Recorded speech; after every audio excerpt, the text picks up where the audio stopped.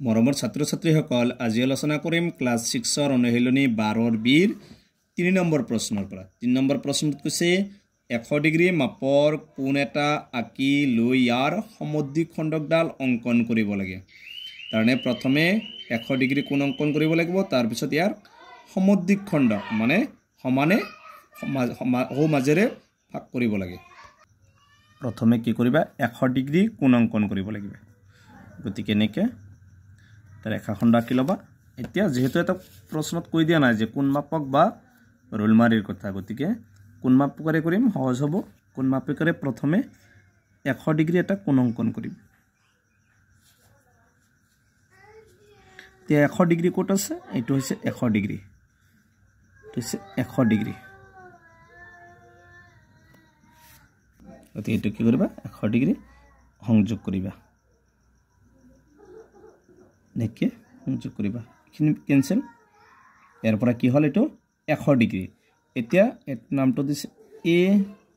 B নাম ইচ্ছা দিব পাৰিবা সি এতিয়া কি কৰিবা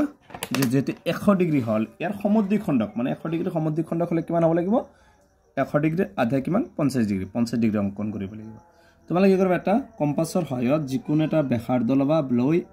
এ বিন্দু কেনেকে কেন্দ্ৰ কৰি এটা বৃত্তচাপ অংকন কৰিবা তাৰ পিছত কি কৰিবা এতিয়া এই যত লাগিছে ইয়াৰ পৰা কি কৰিবা এটা বৃত্তচাপ এইফালে অংকন কৰিবা আকৌ ইফালে যত লগ লাগিছে ইয়াৰ পৰা এটা বৃত্তচাপ অংকন কৰিবা তাৰ পিছত কি কৰিবা এৰ লগত সংযোগ কৰিবা এৰ লগত এনেকে সংযোগ কৰিবা এটো হৈছে কি 100 ডিগ্ৰীৰ সমদ্বিখণ্ডক মানে সমাজৰে পাৰ হৈ গৈছে ইয়াৰ নাম দিছে এবিসি নাম দিব পাৰিবা ডি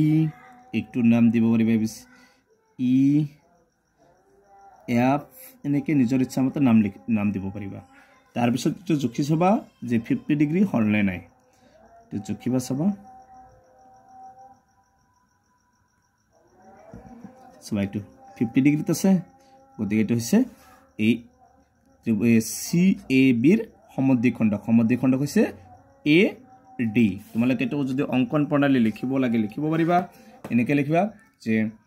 প্ৰথমে লিখিবা এ বি ৰেখাখণ্ড আঁকা হল তাৰ পিছত সি এ বি কোণ মাপকৰ সহায়ত সি এ বি ইকুৱেল 100 ডিগ্ৰী কোণ অংকন কৰা হল তাৰ পিছত লিখিবা এ বিন্দুক কেন্দ্ৰ কৰি যিকোনো ব্যাসাৰ্ধৰ এটা বৃত্তচাপ আঁকা হল তাৰ পিছত লিখিব পাৰিবা ই বিন্দুক কেন্দ্ৰ কৰি আৰু এফ বিন্দুত কেন্দ্ৰ কৰি একে ব্যাসাৰ্ধ লৈ ডি বিন্দুত কটাকৈ এটা বৃত্তচাপ আঁকা হল তাৰ পিছত লিখিব পাৰিবা এ ডি সংযোগ কৰা হল তেকে ডি এ ডি হৈছে কোণ সি এ বিৰ সমদ্বিখণ্ডক এটো হৈছে 3 নম্বৰটোৰ